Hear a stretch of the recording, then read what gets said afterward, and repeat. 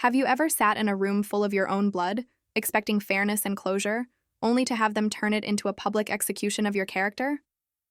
I thought my father's estate meeting would bring healing after his death, but one crisp autumn afternoon in Boston became the moment our family fractured beyond repair.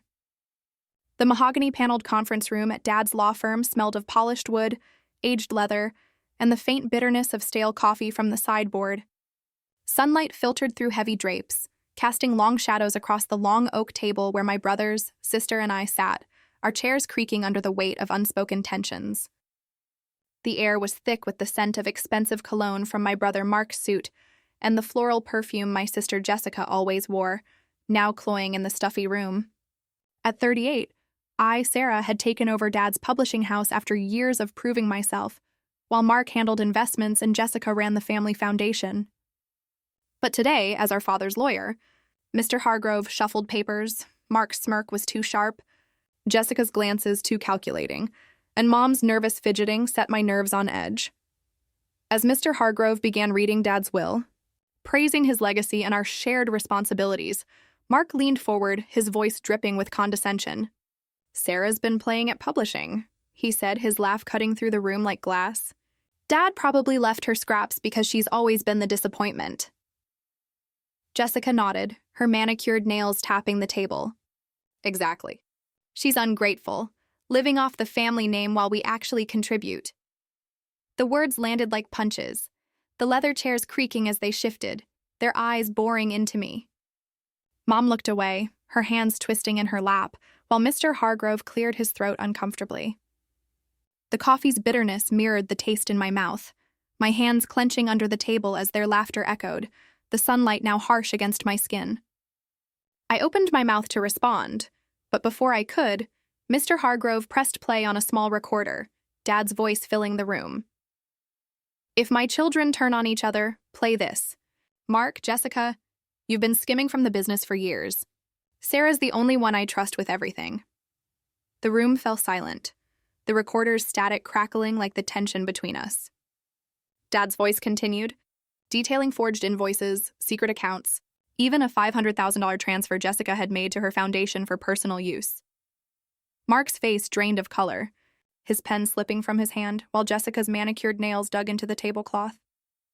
Mom gasped, her hand flying to her mouth, and the lawyer's face remained impassive, his glasses glinting in the sunlight. The leather scent now suffocated me as I sat frozen, Dad's words washing over me like a tide I'd never seen coming. Mark stammered, "This is ridiculous. Dad was senile." But Mr. Hargrove raised a hand. "The will's final clause clear. Everything, the publishing house, investments foundation, went to me with strict oversight to prevent further theft." Jessica's eyes filled with tears, not of remorse but rage as the reality sank in. I didn't celebrate. I stood, my chair scraping the floor, and walked out, the autumn leaves crunching under my boots, their stunned silence echoing behind me. I didn't call them. I focused on the business, implementing the safeguards Dad had outlined, but the victory felt hollow. Why had they turned on me? I'd supported them all, loaned Mark money for his sure-thing investments, designed Jessica's foundation logo for free. Something deeper was at play. Weeks later, digging through Dad's old files for a board meeting, I found a hidden folder labeled Family Truths. My heart raced as I opened it. Letters from Dad to Mom about Mark's gambling debts, Jessica's shopping sprees, and my own quiet strength he'd always admired. One note hit like a revelation.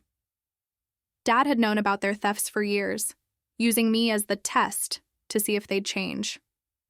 He'd left everything to me not out of favoritism, but necessity, hoping I'd save what they'd nearly destroyed. The coffee-stained paper trembled in my hands, the office's quiet hum now deafening.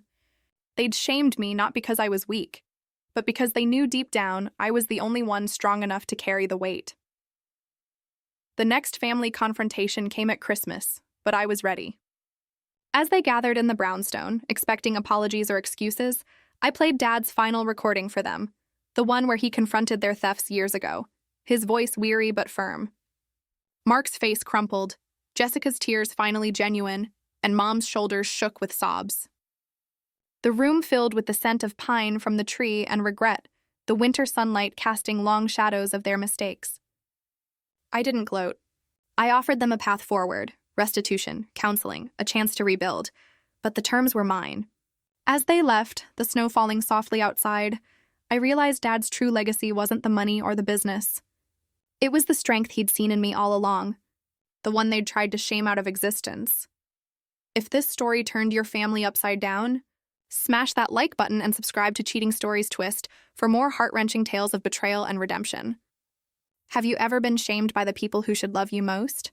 Share it in the comments below, and don't forget to share this video with someone who loves a jaw-dropping twist.